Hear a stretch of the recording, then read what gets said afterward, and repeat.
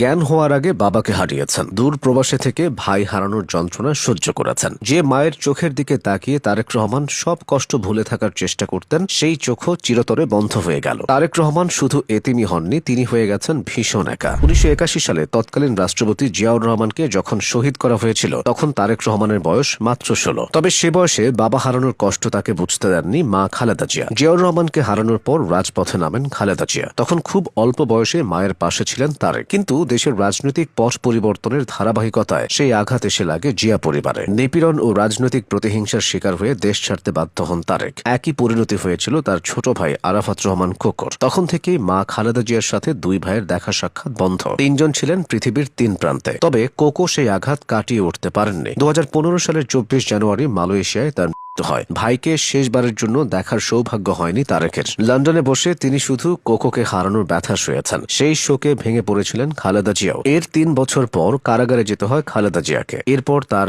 একের পর এক অসুস্থতার খবরে উদ্বিগ্ন থাকে দেশবাসী। গণ অভ্যুত্থানের পর মুক্তি পান খালেদা জিয়া। এরপর বিদেশে তার চিকিৎসার দ্বার উন্মোচিত হয়। 2025 সালের জানুয়ারিতে চিকিৎসার জন্য খালেদা জিয়াকে লন্ডনে নেওয়া হয়। এর মধ্য দিয়ে দীর্ঘ 7.5 বছর পর মা ছেলের সাক্ষাৎ হয়। বিমানবন্দরে খালেদা জিয়াকে কাছে পেয়ে জড়িয়ে ধরেন ছেলে তারেক রহমান। সঙ্গে ছিলেন তার স্ত্রী জুবাইদা রহমান ও যুক্তরাজ্য বিএনপির নেতাকর্মীরা। সে সময় সেখানে আবেগঘন পরিবেশের সৃষ্টি হয়। পরবর্তীতে বিমানবন্দর থেকে মাকে নিয়ে গাড়ি চালিয়ে লন্ডন ক্লিনিকে যান তারেক রহমান। অনেক বছর পর মাকে কাছে পেয়ে আদর আপ্যায়নে কোনো ঘাটতি রাখেননি তিনি। মায়ের সেবায় প্রতিদিন স্ত্রী সহ হাসপাতালে হাজির হতেন। সকল খোঁজ খবর রাখা ছাড়াও বাসায় রান্না করা খাবার নিজ হাতে করে নিয়ে যেতেন হাসপাতালে। সঙ্গে থাকত পরিবারের অন্য সদস্যরা। এদিকে পরিবারের সংস্পর্শ পেয়ে খালেদা জিয়া তখন অনেকটা উজ্জীবিত হন। তার স্বাস্থ্য ধীরে ধীরে উন্নতির দিকে যেতে থাকে। এরপর হাসপাতাল থেকে মাকে বাসায় নিয়ে যান তারেক রহমান। সেখানে দীর্ঘ 8 বছর পর মায়ের সঙ্গে ঈদ উদযাপন করেন তিনি। 2025 সালের মার্চের ঈদ উল ফিতর ছিল বেগম জিয়ার পরিবারের মিলন মেলা। পরবর্তীতে খালেদা জিয়া কিছুটা সুস্থ হয়ে দেশে ফিরে আসেন। তবে তারেক রহমান নানা কারণে দেশে আসতে পারেননি। 2025 সালের 23 নভেম্বর শারীরিক অবস্থার অবনতি হলে এভারকেয়ার হাসপাতালে ভর্তি করা হয় খালেদা জিয়াকে। তখন থেকেই তাকে নিয়ে শঙ্কা বাড়তে থাকে। বিদেশে নেওয়া এবং বিশেষজ্ঞ চিকিৎসক আনার সব চেষ্টা করা হলেও তার শারীরিক অবস্থা